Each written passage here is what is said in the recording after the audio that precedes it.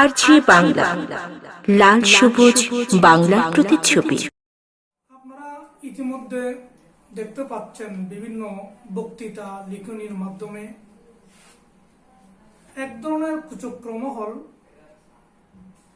তারা মাহে শাবান মাসের যে নিসফ মিন শাবান রয়েছে তথা আমরা লাইলাতুল বারাত বলে থাকি, এই রাতের বিরুদ্ধে অনেক লেখালেখি, এমনকি ওরা যে নিসফ মিন শাবানের লাইলাতুল বারাতের গুরুত্ব দেওয়াটা এক ধরনের নাকি আমরা বোকামির মধ্যে আছি, এটা কোরআন হাদিসের মধ্যে কোথাও নাই, এরকম ওর একটা নিজেদের মতো করে একটা গুমরাহি বক্তব্য দিচ্ছে। এগুলো কয়েকটি যে হাদিসে পাক সাল্লাল্লাহু তাআলা ইসলাম এখানে উপস্থাপন করেছি, এছাড়াও আরো অনেক হাদিসের গ্রন্থের মধ্যে লাইলাতুল বারাতের বিষয় নিয়ে অনেক আলোচনা হয়েছে। এই অল্প সময়ের মধ্যে এত বিস্তারিত আলোচনা করা সম্ভব নয়, শুধু আমি এতটুকু বলবো,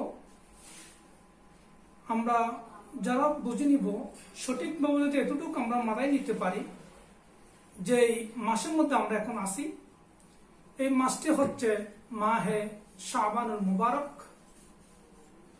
যে মাস আমাদের কাছ থেকে বিদায় নিয়েছে এটা হচ্ছে মাহে রজবুল মুরাজ্জব শরীফ। সামনে যে মাসটি আসতেছে এটা হচ্ছে মাহে রমজান মুবারক। গত বছর আমাদের সাথে অনেক ব্যক্তি একসাথে লাইলাতুল বারাত পালন করেছিল, নামাজ পড়েছিল, লাইলাতুল বারাত পেয়েছিল, হয়তোবা এবছর তারা নাই। এই জন্য একটা জিনিস মনে রাখতে হবে, যেই দিন চলে গিয়েছে ওই দিন আর আসবে না। যে নিয়ামত লাইলাতুল বারাত তথা নিসফ মিন শাবান, এটা একটা গনিমত। এটা মহান আল্লাহ পাক রব্বুল আলামিন প্রিয় নবী সাল্লাল্লাহু তাআলা আলাইহি ওয়াসাল্লামের বদৌলতে আমাদেরকে একটা গনিমত দিয়েছে, নিয়ামত দিয়েছে। লা ইন শাকারতুম লা আযীদান্নাকুম ওয়া লা ইন কাফারতুম ইন আযাবি লাশাদীদ। যে নিয়ামত প্রাপ্ত হওয়ার পর ওগুলো শুকর জ্ঞাপন করলে, নিয়ামতের যথা নিয়মে যদি কৃতজ্ঞতা প্রকাশ করা যায়, তখন মহান আল্লাহ পাক রব্বুল আলামিন ওই নিয়ামত বৃদ্ধি করে দেন। আর যারা নিয়ামতের অস্বীকৃতি করে, নিয়ামত পেয়ে এটার কৃতজ্ঞতা প্রকাশ করে না, আল্লাহ পাক তাদেরকে ওই নিয়ামতগুলো ছিনিয়ে নেয়। এই জন্য প্রিয় দর্শকবৃন্দ, আপনাদের উদ্দেশ্যে এটা বলছি, মাহে শাবান মুবারক একটি গুরুত্বপূর্ণ মাস। এই মাস হচ্ছে কোরআন তেলাওয়াতের মাস, এই মাস হচ্ছে জিকির আজকারের মাস, এই মাস হচ্ছে দুরূদ শরীফ পড়ার মাস, এই মাস হচ্ছে মানুষের প্রতি মানুষের সহানুভূতি করার মাস, এই মাস হচ্ছে সদকা দান খায়রাত করার মাস, এই মাস হচ্ছে যাকাত আদায় করার মাস, এই মাস হচ্ছে আপনার কাছ থেকে কেউ যদি কোনো লেনদেন করে থাকে, আপনি কারোর কাছ থেকে কোনো ঋণ নিয়েছেন, তাকে ঋণগুলো আদায় করে দেওয়ার মাস। এক কথায় বলতে পারি, এই মাহে শাবান যেহেতু আমাদের কাছে চলে এসেছেন, আমরা আগামী 9 তারিখ দিনগত রাতে, বৃহস্পতিবার রাতে লাইলাতুল বারাত উদযাপন করতে যাব। এর আগেই আমাদের যা যা প্রস্তুতিমূলক দল এগুলো করে ফেলতে হবে, কারণ লাইলাতুল বারাতের রাতে মহান আল্লাহ পাক রব্বুল আলামিনের রহমত মাগফিরাত নাজাত আমাদের জন্য নসিব হবে। যদি আমরা অন্তরের মধ্যে হিংসা রাখি, কখনো আমরা সেই রহমত আমরা পাবো না। এই জন্য এখন থেকে এক অপর প্রতি হানাহানি বাদ দিতে হবে। আমি আরেকটি বলছি, মাহে শাবান হচ্ছে রোজার রাখার মাস। এই মাসে আমার রাসূল বেশি বেশি করে রোজা রেখেছেন। আমি শাবান মাসের একটা এব্রিশন, যে শাব্দিক যে শব্দের আক্ষরিক অর্থ, যেগুলো ইমাম আহলে সুন্নাত আল্লামা হাশিমি হুজুর কেবলার জবানে পাক থেকে আমরা শুনেছি, সেও বলছি, হুজুর কেবলা বলেছেন শাবান শব্দের যে আক্ষরিক যে অর্থগুলো রয়েছেন, শাবান শব্দটা লিখতে হলে শিন, আইন, বা, আলিফ, নুন, 5টি অক্ষর। এখানে যদি আমরা বলতে যাই 5 অক্ষর, প্রত্যেকটি অক্ষর শ্রেষ্ঠত্বের দিকে আমাদেরকে ইঙ্গিত দিচ্ছে। যেমন শিনের ইঙ্গিত হচ্ছে শরফুন। শরফুন শব্দের অর্থ হচ্ছে মর্যাদা, উচ্চতা, উন্নত বৈশিষ্ট্য। সুতরাং মাহে শাবান মুবারক যদি আমরা যথা নিয়মে রসুল আকরাম সাল্লাল্লাহু আলাইহি ওয়াসাল্লাম যেভাবে পালন করেছেন, সাহাবায়ে কেরাম রিদওয়ানুল্লাহি তাআলা আজমাইন যেভাবে পালন করেছেন, এবং উলামায়ে মুজতাহিদিন কেরাম, তাবিঈন, তবে তাবিঈন, সমস্ত বুজুর্গানে দ্বীন, সমস্ত সুফিবাতরা যে জীবন যাপন করেছেন, আমরা সেটা করিত হয়। এভাবে যদি আমরা করি তাহলে এই মাহে শাবানুল মুবারক শিনের যে একটা শরাফত, শিন দিয়ে যেটা মর্যাদা বোঝানো হয়েছে, শরফুন বোঝানো হয়েছে, আমরা সেই মর্যাদা, উচ্চতা, উন্নত বৈশিষ্ট্য হিসাবে, উম্মাতান ওয়াসাতান হিসাবে কালকে আমাদের ময়দানে দণ্ডমান হতে পারবো। সুবহানাল্লাহ। আইন দিয়ে যে ইঙ্গিত করা হচ্ছে আলিয়ুন। আলিয়ুন শব্দের অর্থ হচ্ছে সুউচ্চ। যে এখানে আমরা যদি মাহে শাবানুল মুবারক, এটা এমন একটি মাস, যে মাসকে সঠিকভাবে আমরা সম্মান দিতে পারি, তাহলে আমরা সুউচ্চ মর্যাদা সম্পন্ন, যে আলিম শব্দের অর্থ হচ্ছে সুউচ্চ মর্যাদা সম্পন্ন, সম্ভ্রান্ত, ভদ্রতা, তখন আমি ভদ্রতা অনুযায়ী একটু ভদ্র ব্যক্তি হিসাবে কালকে আমাদের ময়দান রাসূলের সামনে দাঁড়াতে পারবো ইনশাআল্লাহ। এবং বা দিয়ে এখানে বোঝানো হয়েছে যেটা বীররুন। বীররুন শব্দের অর্থ হচ্ছে নেকি, অনুগ্রহ, যেটা আমরা ন্যায় পরায়ণ, যেটা অনুগ্রহ ভিত্তিক, যেটা মানুষের প্রতি এটা অনুগ্রহ দেখায়।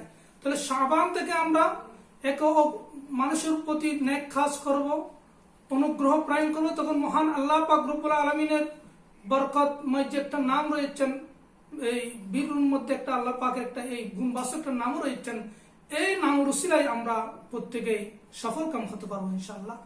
এখানে শিন, আইন, বা, আলিফ, নুন, বা আলিফ, আলিফ দিয়ে উলফত। উলফত শব্দের অর্থ হচ্ছে মহাব্বত, পাতৃত্ব। আমরা এই মাহে শাবান মুবারক মাসে যে করোনা ভাইরাস হয়ে মানুষ কত দরিদ্র মিসকিন, সমাজের অনেক মানুষ এখন অসহায় অবস্থায় জীবন যাপন করতেছে, আমরা ভ্রাতৃত্বের হাত একে অপরের প্রতি হিংসা বিদ্বেষ দূরীভূত করে মানুষের সাহায্য দিয়ে আমরা উলফত দিয়ে, ভ্রাতৃত্ব দিয়ে আমরা নিজের আত্মীয় স্বজনকে যদি আমাদের বুকে আটকাই নিই, মানুষের উপকারে সাহায্যতে আমরা যদি নামি, তখন আমরা এই শাবান মুবারকের সঠিক তাৎপর্য বুঝতে পারবো, এটা আমাদের জন্য উপকারে আসবে। আর একটা হচ্ছে যে নুন, নুন দিয়ে আমরা নূরুন শব্দ নিতে পারি। নূর শব্দ অর্থ আলো, উজ্জ্বলতা। আমরা যদি এই মাহে শাবান মুবারকের যথা নিয়ম আমরা রোজা রাখি, কোরআন তেলাওয়াত করি, এই মাসে যে আমরা বেশি বেশি করে আল্লাহ পাক যে কোরআন মজিদের মধ্যে যে সমস্ত নিয়মগুলো পালন করার জন্য বলেছেন, রাসূল আকরাম সাল্লাল্লাহু আলাইহি ওয়াসাল্লাম যেগুলো আমাদেরকে করার জন্য বলেছেন, এগুলো আমরা সঠিক নিয়মে কোরআন সুন্নাহ ভিত্তিক নিজের ব্যক্তিগত জীবন, পারিবারিক জীবন, সামাজিক জীবন, রাষ্ট্রীয় জীবন আমরা পরিচালিত করতে পারি, তাহলে শাবান মাসের যে নুন শব্দ দিয়ে নূর, তখন আমাদের অন্তরটা আলোকিত হবে, আমাদের সমাজ আলোকিত হবে, সমাজ থেকে অন্ধকার দূরীভূত হবে, দূরীভূত হয়ে নূর চলে আসবে, মানুষের মনুষ্যত্ব ফিরে পাবে, মানুষের মানবতা ফিরে পাবে। বিশ্বনবী মানবতার মুক্তির দিশারি নবী যে উদ্দেশ্য নিয়ে এই মানবতাকে টিকিয়ে রাখার জন্য পৃথিবীর জমিনে নায়েব রাসূল হিসেবে উলামা ইকরামদেরকে দায়িত্ব দিয়েছেন, আমরা সে অনুযায়ী জীবন যাপন করতে হবে, এটা আমরা আশাবাদ। আমরা প্রত্যেকের হায়াতি জিন্দেগি ভবিষ্যৎ উজ্জ্বল হওয়ার জন্য দোয়া করি। এবং এতে মনে রাখবেন, লাইলাতুল বারাত নিসফু মিন শাবান যেহেতু কোরআন মজিদ থেকে প্রমাণিত হয়েছে, যে আপনি সর্বপ্রথম যে আয়াতে কারিমাগুলো আমি পাঠ করেছি, এগুলো সূরা দুখানের 1 থেকে 4 নম্বর পর্যন্ত আয়াত।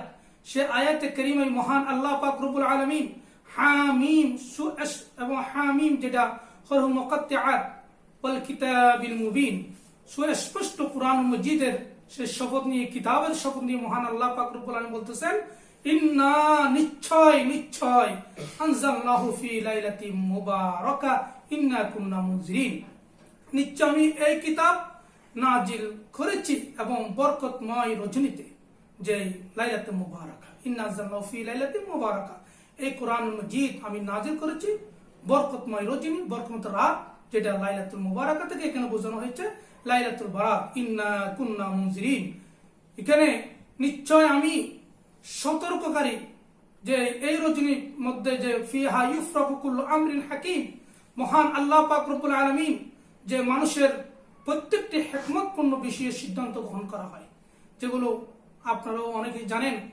দেশ চলতে হলে, যে কোনো একটা পরিবার চলতে হলে, সমাজ চলতে হলে, যে কোনো একটা প্রতিষ্ঠান যদি চলতে হয়, তো এখানে আমাদের একটা বাৎসরিক একটা বাজেট প্রণয়ন করা হয়।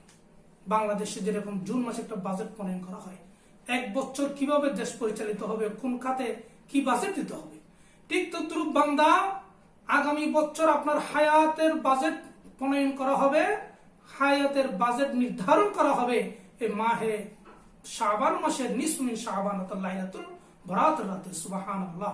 এই মাস এই লাইলাতুল বরাতে আমাদের আপনাদের প্রত্যেকের ইজ্জতের, দৌলতের, সম্পদের, রিজিকের, মানুষের হায়াত মৌতের একটা বাজেট প্রণয়ন করা হয়। সুতরাং আমরা যদি এই রাতে মহান আল্লাহ পাক রব্বুল আলামিনের আলিশান দরবারে যদি আমার নবীর সত্তায়, আমার নবীর শানে দুরূদ শরীফ, কিয়াম মিলাদ পাঠ করে যদি আমরা বেশি বেশি করে জিকির, আজকে কোরআন তেলাওয়াতের মাধ্যমে যদি মহান আল্লাহর কাছে কান্নাকাটি করি, আল্লাহ পাক আমাদের এই বিপদ করোনা ভাইরাস থেকে আমাদেরকে রক্ষা করবেন। যারা আর্থিকভাবে সমস্যা আছেন, সমস্যা দূরীভূত হবে। যাদের ঋণগ্রস্ত হয়েছেন, এই রাতে যদি আপনারা ঋণ আদায় হওয়ার জন্য দোয়া করেন, আল্লাহ আপনাদের ঋণগুলো পরিশোধ করার ব্যবস্থা করে দিবে।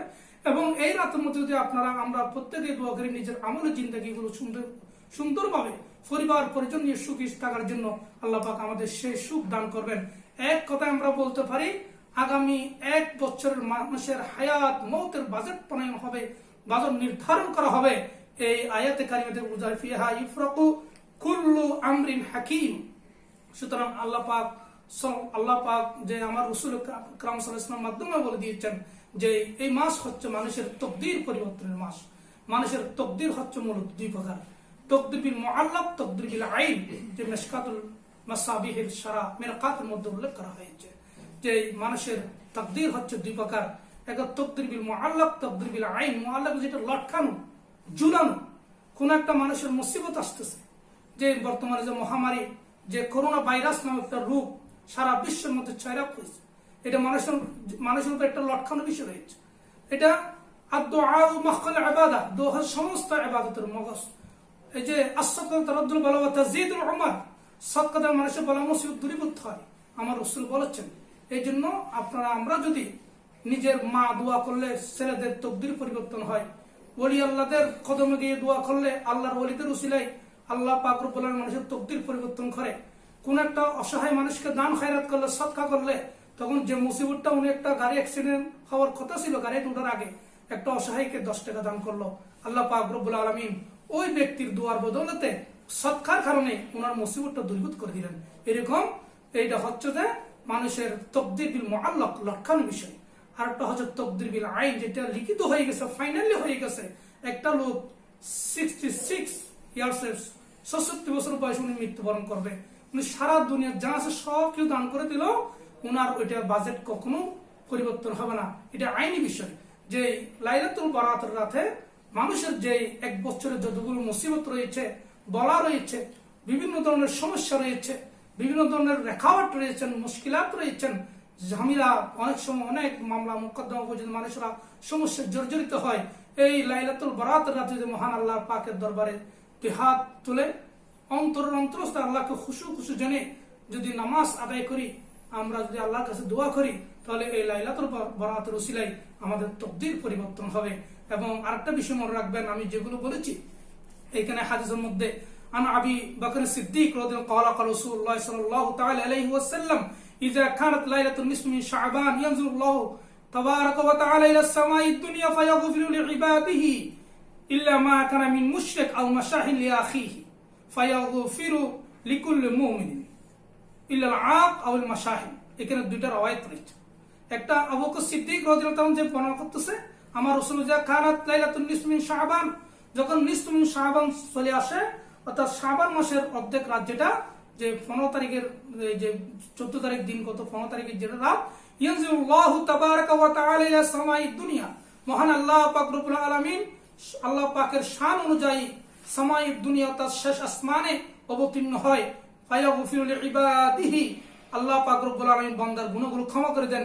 ইল্লা মা কানা মিন মুশরিক আও মাশাহিন, মুশরিকদের গুনাহগুলো ক্ষমা হয় না, এবং যারা হিংসুক তাদের গুনাহ ক্ষমা, আও মাশাহিন লিআখিহি, নিজের ভাইয়ের দ্বারা হিংসুক ভাই বলতে এখানে মুসলিম ভাইয়ের কথা বলা হয়েছে, যারা ভাইদের প্রতি যে হিংসা বিদ্বেষমূলক করে। অন্য একটা রাওয়ায়াত মধ্যে এসেছেন ফায়াগফিরু লিকুল্লি মুমিন, প্রত্যেক মুমিনের গুনাহগুলো ক্ষমা করা হয়, ইল্লাল আক আউল মাশাহিন, দুই ধরনের ব্যক্তির গুনাহ ক্ষমা হয় না, যারা মা বাবার অবাধ্য, যে সন্তান মাকে গালি দেয়, বাবাকে গালি দেয়, মার অবাধ্য চলে, বাবার অবাধ্য চলে, মা বাবার প্রতি হক আদায় করে না, ও সমস্ত সন্তান যাদের জন্য মা বাবা মনে কষ্ট নিয়ে বদদুআ করে, ও সমস্ত ব্যক্তিদের দোয়া লাইলাতুল বারাতে কবুল হবে না।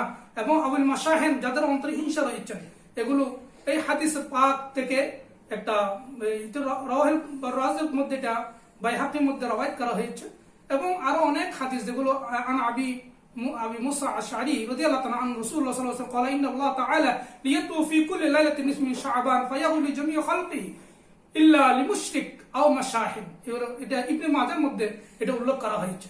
এগুলো কারণে অনেক সময় যেটা বর্তমানে যে সালাফি যেগুলো আহলে হাদিস, তারা এগুলো লাইলাতুল বারাতের বিরুদ্ধে কথা বলতেছে, ওদের যে গুরু হচ্ছে নাসিরউদ্দিন আলবানী, উনি নিজের লিখিত কিতাবের মধ্যে লিখেছেন, ওনার একটা লিখিত কিতাব রয়েছে, যে লিখিত কিতাবটা হচ্ছে নাসির আলবানী সাহেব, যিনি উনি সহিহ তারগীব ওয়া তারহিব একটা কিতাব রয়েছেন, জিলদে নম্বর 6 3 নম্বর খণ্ডের মধ্যে হাদিস নম্বর হচ্ছে 2768।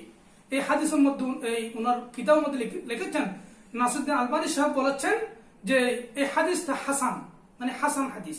কারণ কি, যেহেতু এই হাদিসটা এই বিভিন্ন ভাবে বিভিন্ন রাবির মাধ্যমে ইন্নাল্লাহ তাআলা ইয়াতলু ফি লাইলাতিন নিসফি মিন শাবান ফায়াগফিরু লিজামিই খালকিহি ইল্লা লিমুশা ওয়া মাশাহিন, এই হাদিসটা বিভিন্ন ভাবে মা আয়েশা সিদ্দিকা থেকে রওয়ায়াত হলো, আবু বকর সিদ্দিক রাদিয়াল্লাহু থেকে রওয়ায়াত হলো, আন হযরত এই মুআজ বিন জাবাল রাদিয়াল্লাহু থেকে রওয়ায়াত হলো, বিভিন্ন ভাবে এটা রওয়ায়াত হলো। আবু মুসা আশআরী রাদিয়াল্লাহু আনহু জলিল কদর সাহাবা, ওনার মাধ্যমে এটা বিভিন্ন ভাবে যে রাবিদের গ্রহণযোগ্য ব্যক্তি থাকার কারণে এই নাসিরউদ্দিন আলবানী বলতেছে এটা ওনার নিজের লিখিত বইয়ের মধ্যে সহিহুন লিগাইরিহি, এটা সহিহ। এই যেহেতু এটা বিভিন্ন রাবিদের মাধ্যমে, আরেকটা উনি বিষয় বললেন, এটা হচ্ছে যে ইবনে মাজাহ যেহেতু এটা নকল করেছে, ওই জন্য ওইটাও একটা সহিহ হাসান হওয়ার একটা প্রমাণ রাখে। এইভাবে যেহেতু আবু মুসা আশআরী রাদিয়াল্লাহু আনহু হাদিসের রাবির মধ্যে উনি একজন রয়েছেন, ওই জন্য এটা হাসানের পর্যায়ে পড়ে। এবং এক কথায় এই হাসান হাদিস, যেখানে হাদিসে কোনো জয়ীফ নয়, হাসান হাদিস, ওইখানে হাসান হাদিসের মধ্যে বিভিন্ন প্রকারভেদ রয়েছেন। এই হাদিসে হাসান যেগুলো, এগুলোর মতো আমল করতে কোনো আপত্তি নাই। যেখানে আমলের ক্ষেত্রে জয়ীফ হাদিস পর্যন্ত আমল করা যায়, এ জায়গায় দলিলের ক্ষেত্রে হাসান গ্রহণযোগ্য। ওদের যে আলবানী সাহেব, উনি ওদের এই তো যেগুলো আহলে হাদিস, যে ইবনে তাইমিয়াদের যারা ওদের যে সম্প্রদায়ের মধ্যে যেগুলো রয়েছেন, যারা বিভিন্ন ভাবে টিভিতে বক্তৃতার মাধ্যমে যে নিসফি শাবানের বিরুদ্ধে বলতেছে, ওদের লিখিত কিতাবের মাধ্যমে প্রমাণিত হয় এটা হাদিস সহিহ হাদিস, এটা হাসান হাদিস। এটা দ্বারা প্রমাণিত আমরা নিশ্চিত করে বলতে পারি। এই হাদিস দ্বারা আমরা কোরআন আয়াতে ইন্না আনজালনাহু ফি লাইলাতিন মুবারাকাত, যে লাইলাতুল মুবারাকাতের নিসফি মিন শাবানের কথা বোঝানো হয়েছে, এই হাদিস দ্বারা প্রমাণিত হয়। ফিহা ইউফরাকু কুল্লু আমরিন হাকিম, এটা দ্বারা প্রমাণিত হয়।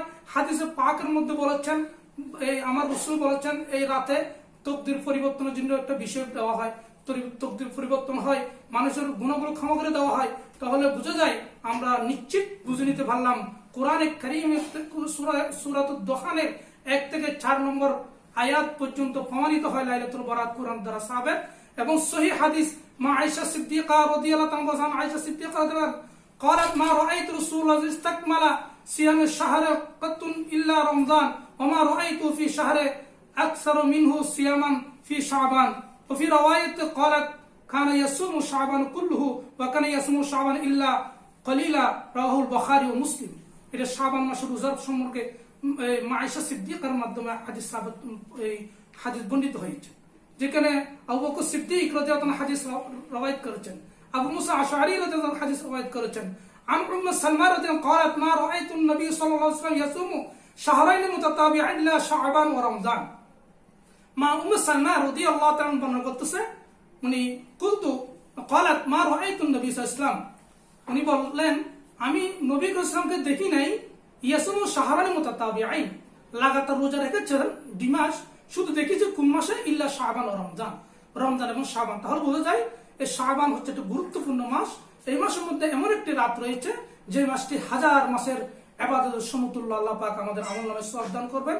সুতরাং আমরা সূরাতুদ দোহানের হামিম ওয়াল কিতাবিল মুবিন ইন্না আনজালনাহু ফি লাইলাতিন মুবারাকা ইন্না কুন্না মুনজিরিন ফিহা ইউফরাকু কুল্লু আমরিন হাকিম, এই আয়াতে কারিমাগুলোর মাধ্যমে এবং আবু মুসা আশআরী রাদিয়াল্লাহু আনহু, আবু বকর সিদ্দিক, মা আয়েশা সিদ্দিকা, মা উম্মে সালমা রাদিয়াল্লাহু আনহা, হযরত মুআজ ইবনে জাবাল রাদিয়াল্লাহু তাআলা সহ বিভিন্ন মুতাবার রাবিদের মাধ্যমে যে হাদিস যে বর্ণনা করা হয়েছে এগুলো দ্বারা আমরা বুঝতে পারি এই নিসফু মিন শাবান অর্থাৎ লাইলাতুল বারাত কোরআন সুন্নাহর মাধ্যমে, এই কোরআন হাদিসের বিশিষ্ট কিতাবদের মাধ্যমে, হাদিসের মাধ্যমে, কোরআনের মাধ্যমে এটা প্রমাণিত কোরআন হাদিসের মধ্যে রয়েছে। আল্লাহ পাক রব্বুল আলামিন আমাদের সবাইকে বোঝার তৌফিক দান করুক। আমিন। ওয়া আখিরে দাওয়ানা আলহামদুলিল্লাহি রাব্বিল আলামিন। আসসালামু আলাইকুম ওয়া রাহমাতুল্লাহি।